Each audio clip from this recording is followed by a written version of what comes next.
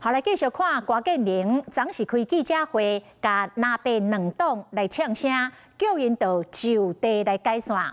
搁进一步点名经体台中市长卢秀燕，讲人拢叫你是卢妈妈，安尼就回归家庭主妇，结果引发批评咯。国民党的立委炮轰讲性平观念无合格，都参民进党的立委嘛讲应该甲焦点放伫个卢秀燕市政的表现。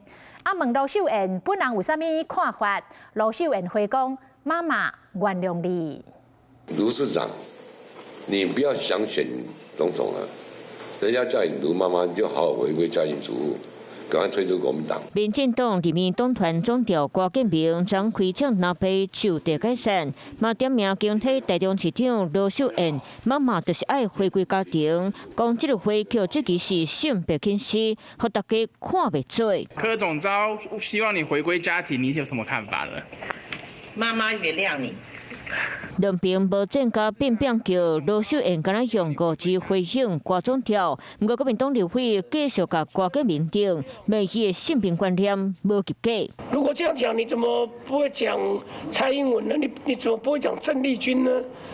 是不是？这个现在有民进党立委还提案说要修法，让阁员1/3，立委跟总召讲法都完全不一样。总召就是道地的男性沙文主义嘛。开枪民进党立委总召用家己的话堵家己嘴，不过行政院长讲这话嘛，互这群的立委笑出来。这或许是柯总召对他母亲的爱的回忆吧。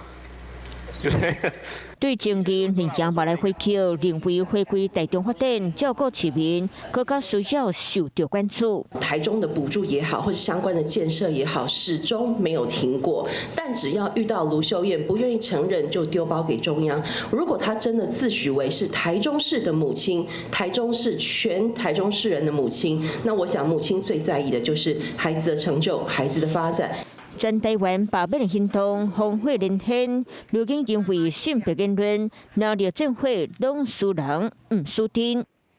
Hello， 我是林明瑞。想要抢先掌握最及时的新闻资讯吗？赶快订阅、按赞、开启小铃铛，锁定我们华视新闻的 YouTube 频道。